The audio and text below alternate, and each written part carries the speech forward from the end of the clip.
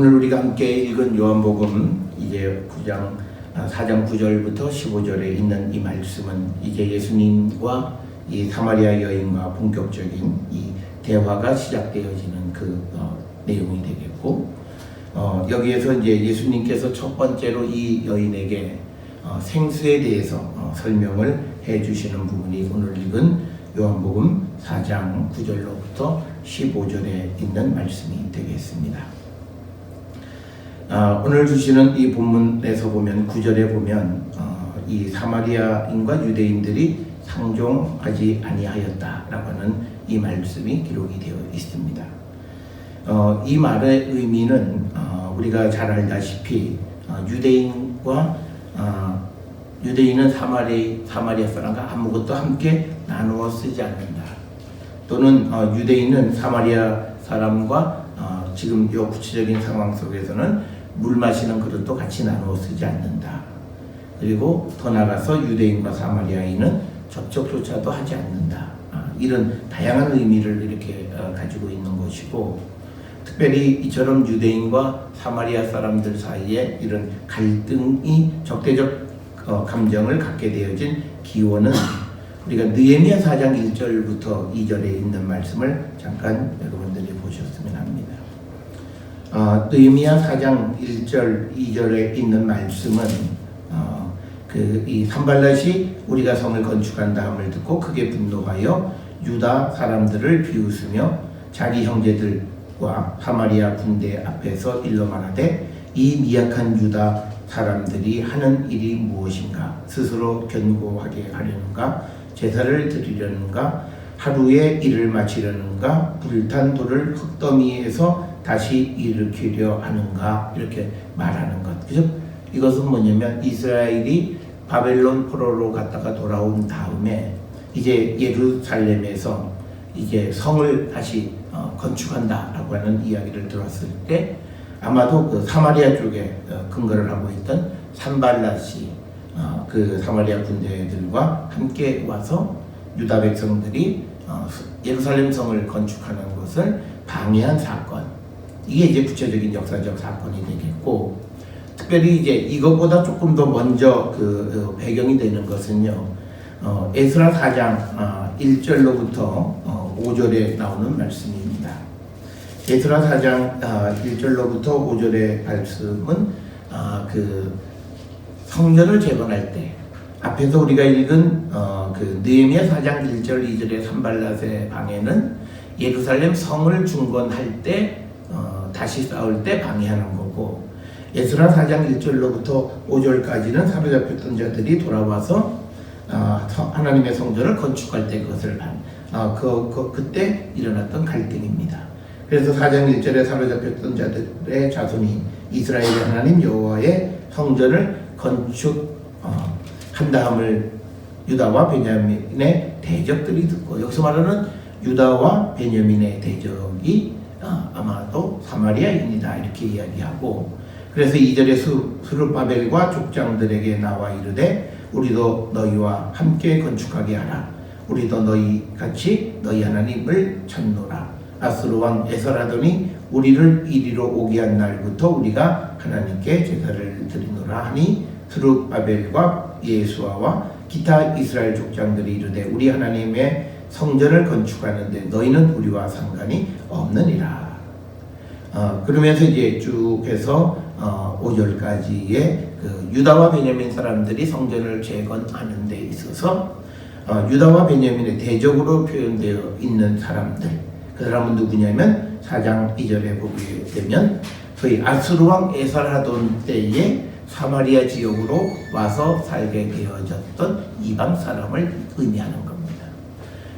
그래서 이제 구체적으로 에스라 4장 1절로 5절에서는 예루살렘 성전을 건축할 때, 그리고 느헤미야 4장 1, 2절에서는 산발랏이 유다 백성들이 예루살렘 성을 다시 건축하는 일에 방해했던 사건, 이런 구체적인 사건 때문에 그 이후 시대부터 유대인과 사마리아인들은 서로 갈등 관계를 갖게 되어졌고, 그리고 서로 상종하지 아니했다라고 하는 것이 오늘 우리가 읽은 요한복음 4장 9절의 배경이 되겠습니다.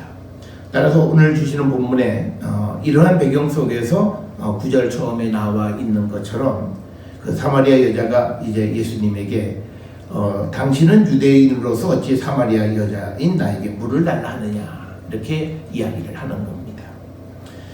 여기에서 이제 이 사마리아 여인이 예수님이 어떻게 유대 사람인지를 알게 되어졌는가, 아마 두 가지의 근거로 우리가 추정을 하는데, 하나는 예수님의 말투가 유대인들, 그래서 사마리아 사람과는 조금 다른, 그러니까 우리가 이스라엘이라고 하는 나라가 작은 나라이기는 합니다. 그러나 그 작은 나라 안에서도 방언은 존재합니다.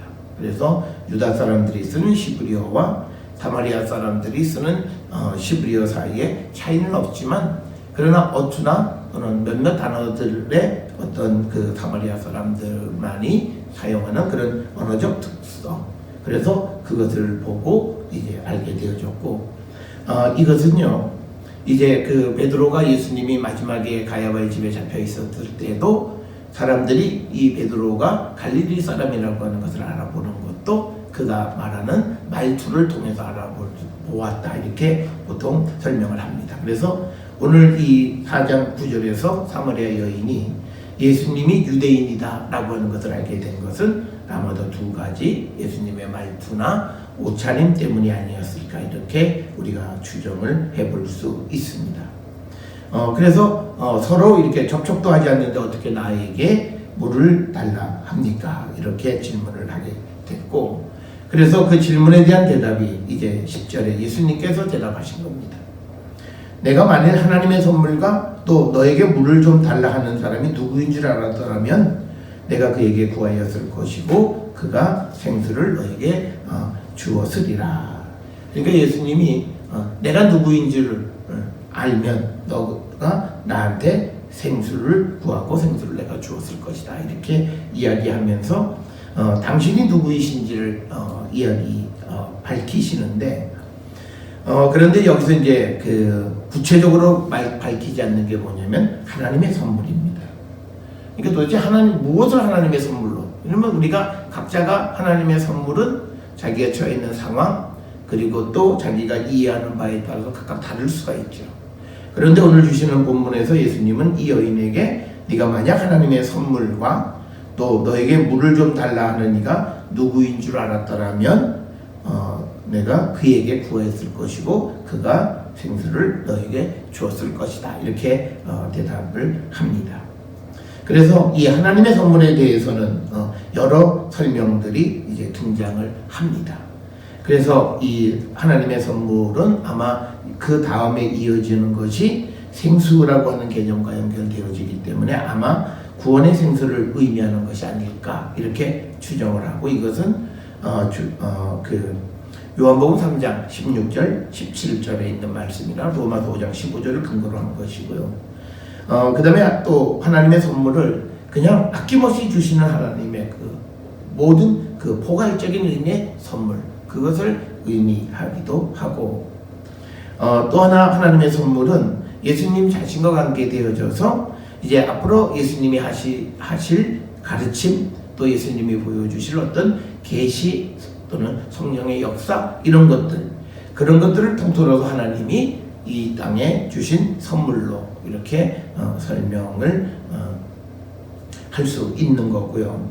그리고 마지막으로는 하나님의 선물은 예수님은 자기 자신을 내가 이 땅에 하나님이 보낸, 그래서 하나님이 이 땅에 선물로 보낸 그 선물이 무엇인지, 그리고 그리고 너희한테 물을 달라고 하는 사람이 누구인지, 그러니까 지금 하나님의 선물, 바로 내가 너에게 물을 달라고 하는 사람이다 라고 하는 그런 개념으로도 우리가 이해할 수 있다라고 하는 것입니다. 그런데 이제 우리가 이 하나님의 선물이라고 하는 것은 굉장히 지금 이 본문 속에서는 여러 가지로 설명할 수 있는데, 이것을 우리가 무엇으로 설명하느냐에 따라서 우리가 이 전체 내용을, 그리고 성경 전체를 우리가 달리 볼 수 있습니다. 그러니까 예를 들어서 우리가 하나님의 선물을 예수 그리스도 혹은 그리스도의 가르침, 그리고 성령, 이런 것으로 우리가 보게 되면요, 우리가 하나님 앞에 늘 아낌없이 주시는 선물, 은혜의 선물은 바로 예수 그리스도와 그분의 가르침과 그분이 우리에게 주시는 성령의 역사, 뭐 이런 것을 우리가 하나님의 선물을 이해할 수 있는 것이고요. 또 우리가 하나님의 선물을 그냥 보편적으로 우리가 세상을 살아가는 데 필요한 것들을 공급해 주시는 그런 아낌없는 하나님의 선물로 보면, 어떤 이들은 이것을 그냥 일상을 살아가는 데 자기에게 필요한 것들을 공급해 주시는 것, 이렇게까지 이해할 수 있고, 그럴 때는 구원의 개념이 조금은 좀 약화되어지는 그런 이해를 하는 것이고요. 그 다음에 이 하나님의 선물을 그냥 구원의 생수로 아주 구체화시켜지게 되어지면, 우리가 하나님 앞에 받아야 되는 선물은 딱 하나, 구원의 선물이다. 이렇게 우리가 이해할 수 있다.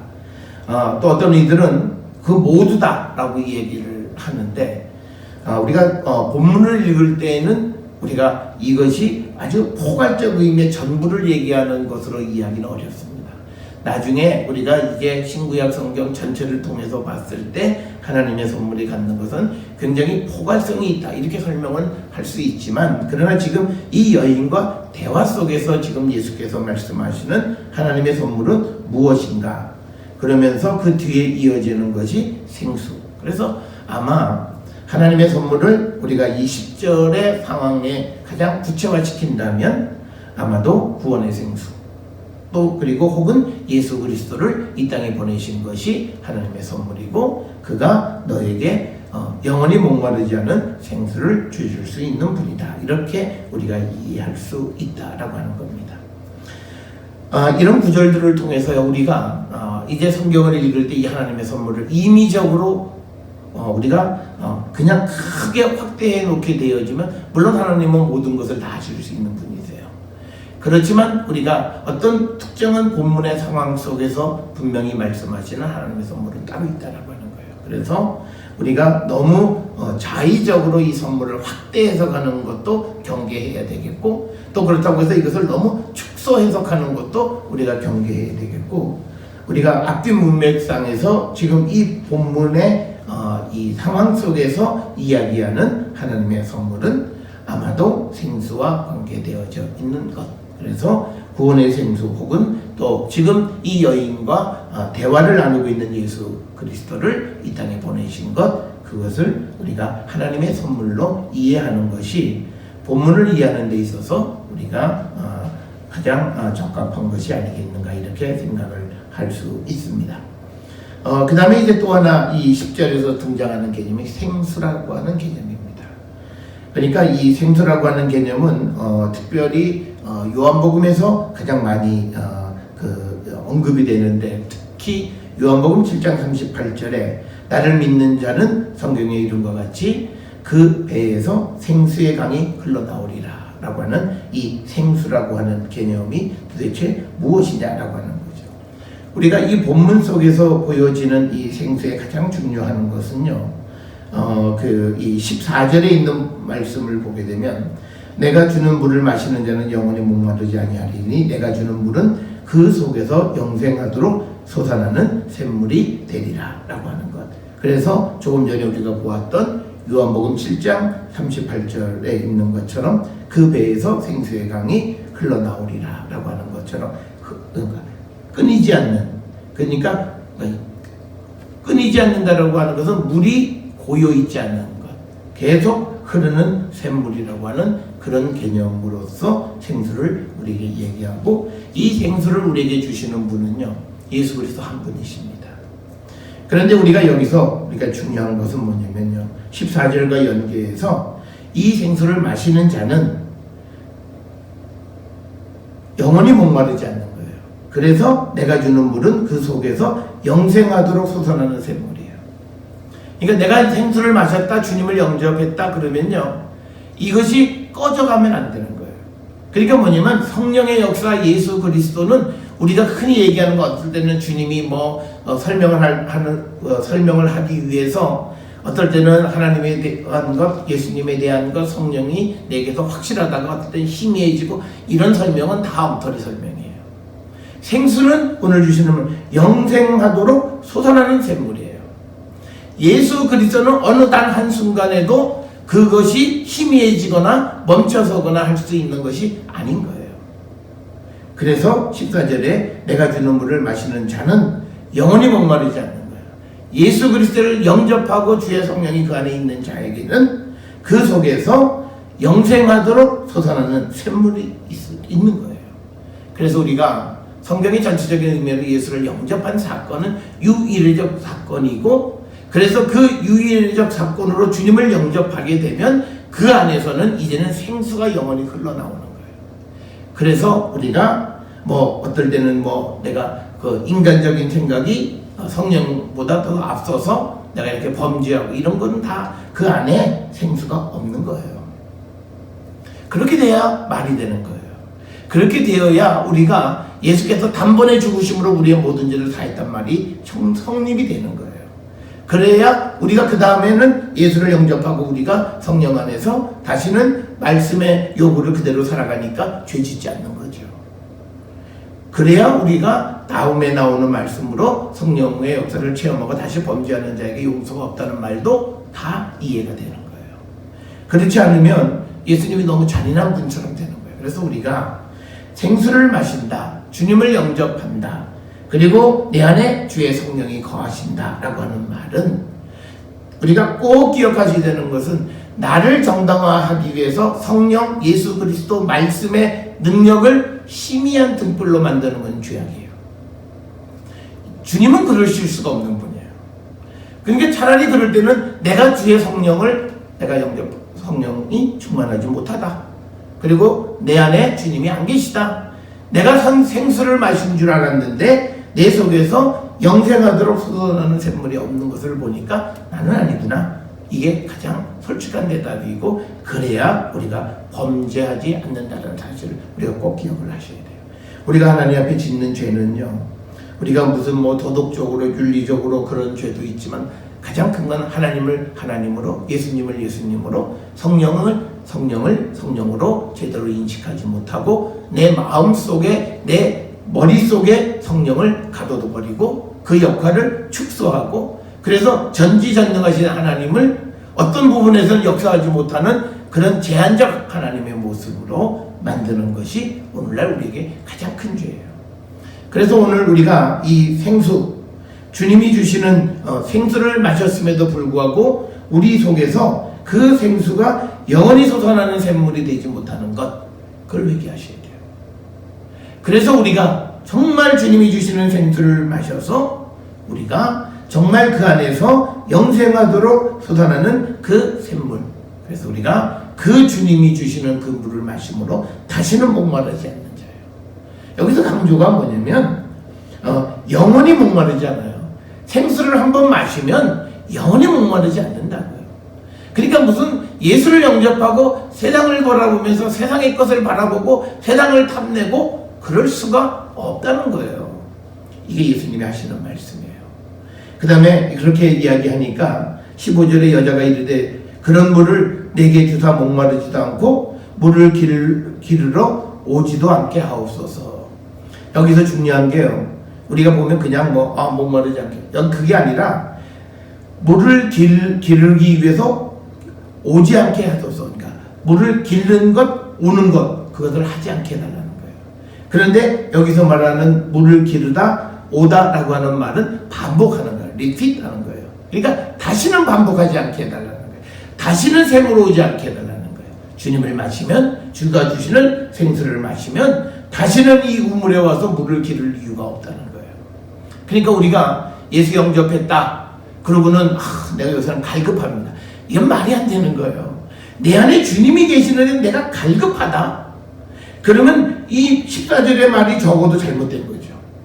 영생, 그 속에서 영생하도록 솟아나는 샘물이 안 된 거잖아요. 주님이 주시는 물을 마시는 자는 목마르지 아니하리니, 왜 목마르지 않느냐? 내가 주는 물은 그 속에서 영생하도록 솟아나는 샘물이 된다고 말씀하셨어요. 그런데 내 속에서 그 물이 그렇게 영생하도록 솟아나는 물이 안 되니까 목이 마르고 갈급하다, 이런 말을 하는 거예요. 그러니까 우리가 예수를 영접하기 이전에는 갈급한 심령이지만 내가 주님을 영접하면 그 다음에 갈급한 심령이 아니에요. 그 말은 적어도 요한복음 4장 14절과는 맞지 않는 말씀이라고 하는 사실을 우리는 꼭 기억하셔야 돼요. 그래서 우리가 이사야 49장 10절에서도 보면 하나님께서 이스라엘에게 회복을 주시면요, 그들이 다시는 줄이지 않고 다시는 목마르지 않는 거예요. 그래서 더위나 태양 햇볕이나 그것들이 상하게 하지 못하는 거예요. 왜? 계속 물이 솟아나기 때문에 아무리 태양이 쨍쨍 내리쬐어도 그들은 그 속에서 생수가 계속 흘러나오는 거예요. 그러니까 뭐냐면 우리가 이것은 우리의 삶에서 주님을 영접한 사람은 고난이 온다고 해서 시련 속에서 우리가 믿음을 잊어버리지 않아요. 우리가 고난 속에서 우리가 믿음을 잊어버린다. 그건 뭐가 잘못된 거죠. 주님을 영접한 줄 알았는데 영접한 것이 아닌 격이 되는 겁니다. 그래서 유명한 말씀이 있잖아요. 요한복음 7장 37절 38절. 누구든지 목마르거든 내게로 와서 마시라. 그 말은 마시고 또 가서 또 마시고 또 오고 또 오고 또 오고, 그게 아니라 주님의 물을 마시면, 그리고 나를 믿는 자는 성경의 이름과 같이 그 배에서 생수의 강이 흘러나올 것이다. 이게 요한복음에서 말하는 생수의 개념입니다.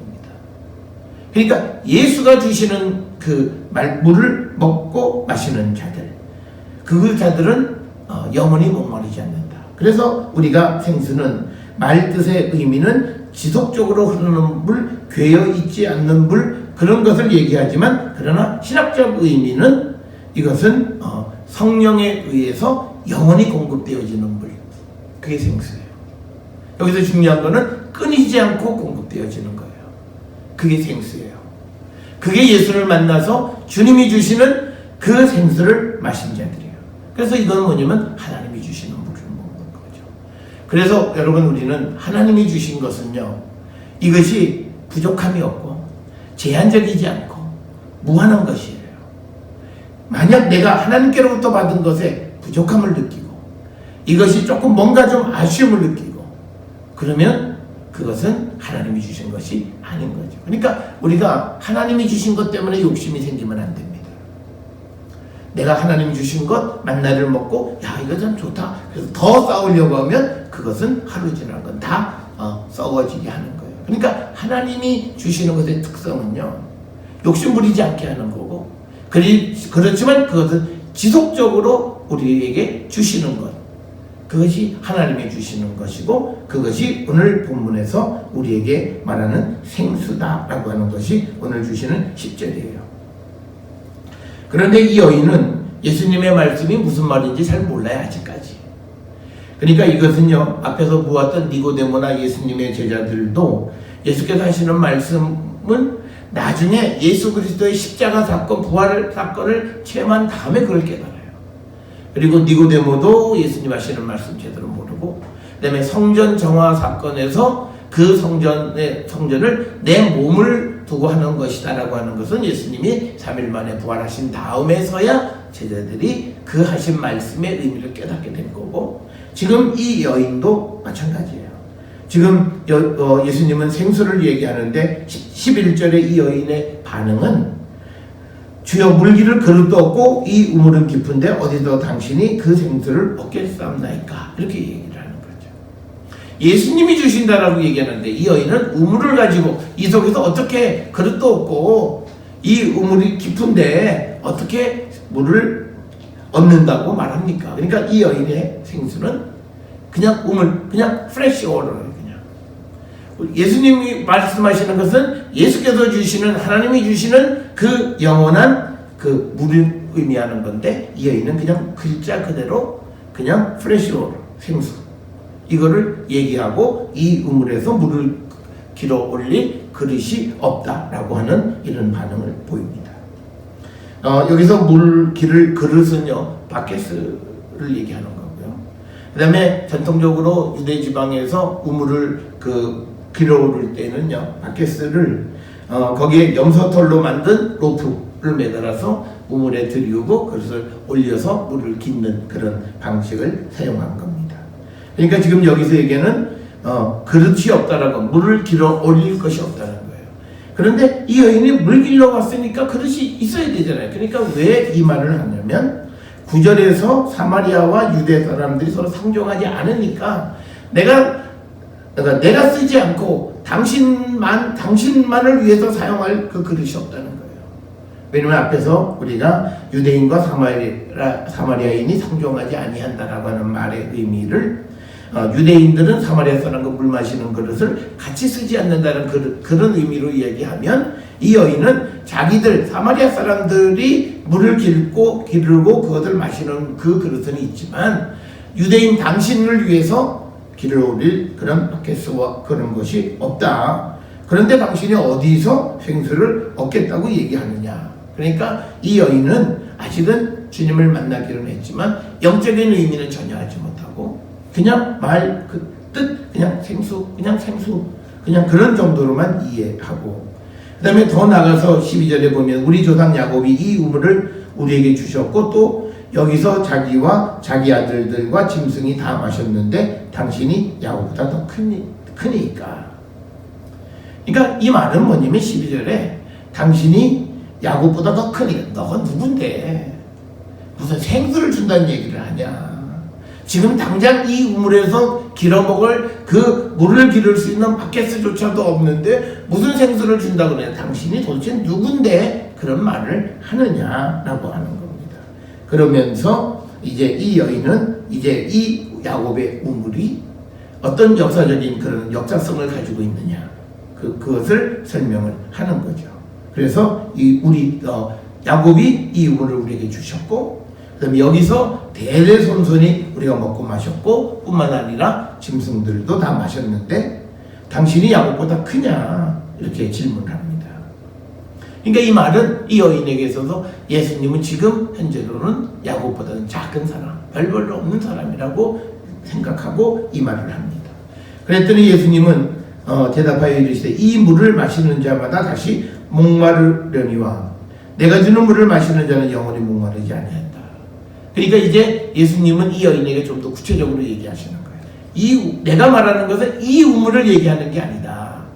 그래서 이 야곱의 우물에서 물을 길어 먹으면 다시 목마르고 다시 물을 길러 와야 되고 하지만 그러면서 예수님이 내가 주는 물 그러니까 우물물과 예수님이 주시는 물 사이를 완벽하게 구별해서 지금 설명하는 것이 13절, 14절의 말씀이에요. 그러면서 내가 주는 물은 영원히 목마르지 않는데 그것은 내가 주는 물은 그 속에서 영생하도록 솟아나는 샘물이 될 것이다 라고 하는 거예요. 그러니까 우리가 예수님이 우리에게 주신 것 중에 하나는 뭐냐면요. 우리가 구약시대 때는 모든 것이 반복적으로 행해지는 거예요. 계속. 그런데 이제 신약으로 넘어오면서 예수님이 우리에게 주신 건 뭐냐면 그 사람이 한 번 체험하면 그것이 영원히 지속되어지는 은혜를 우리에게 설명해요.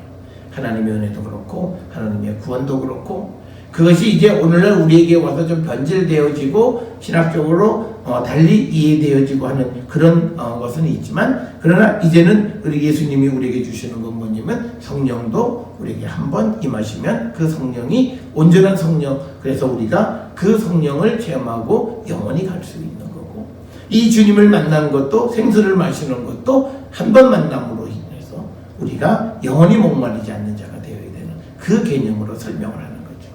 그래서 우리가 이 예수님은 두세 사람이 주님의 이름으로 모인 것을 나도 그들과 함께 있다. 그러니까 반복적으로 예루살렘에 가서 제사 드려야만 했던 구약시대와는 전혀 다른 그런 종교적인 그런 제도 이런 것들을 설명하는데 그것은 한 번으로 끝나는 유일회적 사건으로 그러니까 그것은 예수 그리스도의 유일회적 사건으로 이 세상의 죄를 사하는 권세가 있다라고 하는 것을 우리에게 보여주시는 거고 그 예수를 이제 예수님이 그런 능력과 권세를 보여주셨는데 그것이 각 개개인에게 유효하려면 그 물을 개인이 마시거나 믿거나 하는 개인적인 그런 그 만남이 있어야 된다는 그걸 우리가 그냥 인격적 만남이라고 하는 거죠. 예수님의 능력이 문제가 아니라 그 예수님을 내가 인격적으로 만나서 그분의 능력을 나의 능력으로 우리가 믿고 그 능력 안에 살아가는 것을 의미하는 겁니다. 그래서 오늘 주시는 13절, 14절에서 예수께서 주시는 물을 마시는 자는 영원히 목마르지 않는다라고 하는 겁니다. 그 이유는 내가 주는 물은 그 속에서 영생하도록 솟아나는 샘물이기 때문이다라고 하는. 그래서 왜 영원히 목마르지 않느냐? 그 이유는 속에서 영생하도록 솟아나는 물이다라고 하는 거죠. 그러니까 여기서 우리에게 가르쳐 주는 건 뭐냐면 예수님, 성령, 주님이 주시는 모든 것은 유일적인 것이 아니라 그는 끊임없이 우리에게 공급해 주는 끝이지 않는 그런 능력과 기능을 가지고 있는 것이다라고 하는. 그러니까 우리가 하나님이 우리에게요 어떤 재능을 주셨다면 그 재능이 어느 순간 끝이 있는 게 아니죠. 우리가 무엇을 잘 하다가 이게 아닌가 보다 싶은 생각을 하는 건 그거는 그 재능을 자기가 생각하는 거야. 내가 이게 하나님이 주신 재능, 정말 이게 주님이 내게 주신 재능이라는 확신을 가지고 살아가면 그 죽을 때까지 그것이죠. 그것을 그래서 그 재능 안에 살아가는 걸 사명이라고 얘기하는 거죠. 그러니까 우리가 세상을 살아가면서 어떤 직업을 가져도 괜찮다 하는 직업관을 갖는 이유는 뭐냐면 그 어떤 직업도 하나님이 주신 것일 때 그것이 그에게 사명이 되는 거고 그것은 무엇을 하든지 간에 그 주님 안에서 유의미한 일이다라고 하는 거예요. 그런데 우리처럼 돈이 되는 것을 찾아가는 그래서 직업을 갖고 그것을 놓고 기도한다. 그것은 주님이 주신 것일 수도 있지만 많은 경우에는 주님이 주신 것이 아닌 경우들이 많습니다. 그러니까 그 주님이 주신 것을 하면서 죄를 짓잖아요. 범죄하잖아요. 그건 뭐냐면 주님이 주신 게 아니에요. 주님이 주신 것은 우리가 범죄하지 않아도 얼마든지 그것을 안에서 기쁨을 누려요. 우리가 범죄하는 이유는요. 그것을 가지고 더 많은 것을 벌려고. 그러니까 부족함을 느끼기 때문에 그런 거예요. 그러니까 이 부족함을 채우기 위해서는 정상적 방법으로는 안 돼요. 그러니까 비정상적인 방법, 불법, 탈법, 또 인맥, 사람의 힘을 빌어서 무엇인가를 해보려고 하는 그런 것은 하나님이 주신 것이 아니기 때문에 그래요.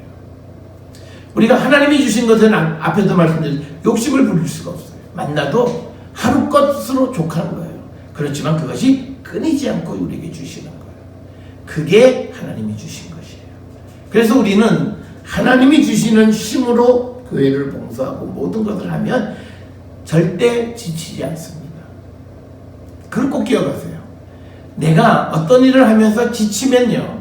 물어보셔야 되는 게 내가 늙었나 보다가 아니에요. 내가 이게 30년, 40년을 이 일을 했는데 정말 이게 하나님 나를 이 땅에 보내셔서 정말 이루고자 하시는 일인가? 이걸 생각해 보셔야 돼요. 우리는 30년을 지나왔으니까 당연하게 생각해요. 내가 이것을 하는 거. 그런데 왜 지치냐고요. 영원히 내 속에서 영생하도록 솟아나는 샘물이 있는데 왜 지치고 왜 고갈되고 왜 힘들어요? 그건 뭐냐면 하나님의 일을 사람의 일로 만들었기 때문에 그런 거예요. 그러니까 우리가 믿음이라고 하는 것 하나님 앞에서는 모든 것은 하나님의 일이에요. 그래서 하나님이 주시는 대로 행하면 우리에겐 결코 피곤함, 지침, 고갈 이런 말은 없어요. 오늘날 많은 신앙인들이 영적으로 고갈됐다. 성립이 안 되는 이야기예요. 그 말은 나는 주님을 만나지 못했습니다라는 고백으로 우리가 이해해야 돼요. 그러니까 지치는 거고 그러니까 힘들고 그러니까 뭔가가 부족함을 느끼는 것이다. 그래서 오늘 주시는 이 14절의 말씀 그 속에서 영생하도록 솟아나는 샘물이에요. 그러니까 주의 성령이 우리 안에 계시면 이제 우리 안에서 역사하는 힘이 있어서 우리가 지치지 않고 영원히 하나님 말씀 안에 살아갈 수 있도록 우리를 지켜주시는 것 그리고 우리에게 힘을 주시는 것 그게 바로 주님이 주시는 생수 우리가 주님을 영접한 것 성령이 우리 안에 내주해 계시는 그것을 의미하는 겁니다. 그래서 오늘 주시는 이 14절 반복적으로 은혜 받았다 또 은혜를 잊어버리고 은혜 받았다 은혜를 잊어 우리가 흔히들 얘기하는 종교 현상적으로 얘기하는 것은 성경이 얘기하는 그런 믿음의 길과는 전혀 다른 것이다. 그래서 내가 믿음이 조금 그리고 내가 좀 힘들어지고 그런 것을 느낄 때는 근본적인 것을 돌아보셔야 돼요. 정말 내가 믿음인가? 정말 주님이 주신 생수를 내가 마시는가? 정말 내 안에 주님이 계시는가? 이거를 질문하고 그 대답을 찾아야 해법이 생기지. 안 되면요. 또 지나면 언제 또 좋아졌다가 또 힘들어졌다가 또 그렇게 계속 반복해. 그런데 그 반복이요, 은혜가 그것을 움직이는 게 아니라 세상 일이 나를 기쁘게도 하고 즐겁게도 하고 힘들게도 하고 힘들지 않게도 해요.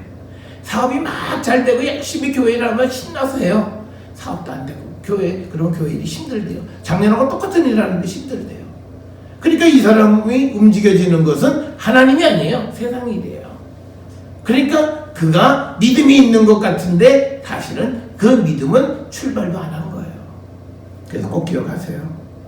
주님이 주시는 물을 마시면, 생수를 마시면 영원히 목마르지 않는 거고, 내가 주는 물은 그 속에서 영생하도록 솟아나는 샘물이 되는 거예요. 이게 성령 안에 살아가는 거고, 이게 주님을 인격적으로 만난 사람들의 삶의 모습이고, 그래서 우리가 오늘 주시는 이 말씀을 통해서 우리가 예수를 영접한다라고 하는 사실이 어떤 것인가를 다시 한번 정립할 수 있기를 바라고요. 그랬더니 여인이 말하는 거예요. 그런 물을 내게 주사 목마르지 않고 또 여기 물기르러 오지 않게 하옵소서. 예수가 주는 생수를 마시면 그 물이 그 속에서 영원히 솟아나는 샘물이 되니까 다시 와서 물을 기를 이유가 없는 거예요. 그러니까 우리가 다시 가서 물을 기르려고 하는 것은 이 샘이 영원히 솟아나던 샘이 아니라는 거예요. 그러면 그것은 예수님이 주신 생수가 아닌 거예요. 그런데 우리는 그것이 예수님이 주신 거고 맞다고 우기고, 그리고 사람이기 때문에 그렇다라고 얘기하는 것은 성령을 모독하는 겁니다. 그래서 여러분, 오늘 주시는 본문, 그래서 2018년 우리가 이 사순절을 지나면서 우리가 반복적으로 나쁜 일을 반복하는 것, 우리 안에 주의 성령이 계시지 않기 때문에요. 영원히 우리가 오늘 주시는 말씀처럼 영생하도록 솟아나는 샘물인 주님 내 안에 계시고 성령이 내 안에 계시고 주의 말씀이 내 안에 나를 지배하면 나는 오늘의 모습이 될 수가 없습니다. 그래서 우리가 2018년 우리의 믿음의 근본을 다시 한번 정리해 보세요. 내 믿음의 파운데이션이 정말 제대로 정립되어져 있는가? 나는 지금 예수에게 접붙여졌다고 막 하는데 지금 맺어지는 열매는 예수의 열매가 아니고 인간의 열매가 맺어지면 이거는 접붙여진 게 뭔가가 잘못된 거죠. 우리가 예수님이 잘못됐다고 얘기할 수는 없잖아요. 내가 접붙여진 줄 알았더니 예수에게 접붙여진 게 아니라 빗나간 거예요. 그러니까 열매가, 예수의 열매가 맺혀지지 않고 돌감람나무만 자꾸 맺어가는 이유는 바로 그 이유입니다. 그래서 우리가 이 2018년 우리 믿음의 원년으로 우리가 주님이 이 사마리아 여인을 처음 예수에게로 인도하기 위해서 그에게 설명해 주는 것, 내가 주는 물을 마시는 자는 영원히 목마르지 않고 내가 주는 물은 그 속에서 영생하도록 솟아나는 샘물이 된다. 그래서 내 안에 성령의 샘이 있어야 되고 은혜의 샘이 내 안에 있어야 되고, 그러니까 주여 뭘 주시옵소서, 아니죠. 내 안에 이미 있는 거예요. 샘솟는 기쁨이 다른 데 있는 게 아니고 내 안에 있는 거고, 은혜가 다른 데 있는 게 아니고 내 안에서 흘러나와야 되는 거예요. 그런데 이게 없어요. 나는 지금까지 살아왔던 믿음은 예수가 말씀하시는 믿음과는 전혀 다른 믿음을 살아왔다는 거죠. 그래서 우리가 다시 주님이 말씀하시는 이 믿음으로 돌아가기를 결단하는 여러분이 되어서 여러분의 믿음이 정말 예수가 주시는 그 생수, 예수가 주시는 그 생명의 떡을 먹고 마심으로 영원히 목마르지 않는 삶을 살아가는 여러분이 될 수 있기를 주의 이름으로 축원합니다. 기도하시죠.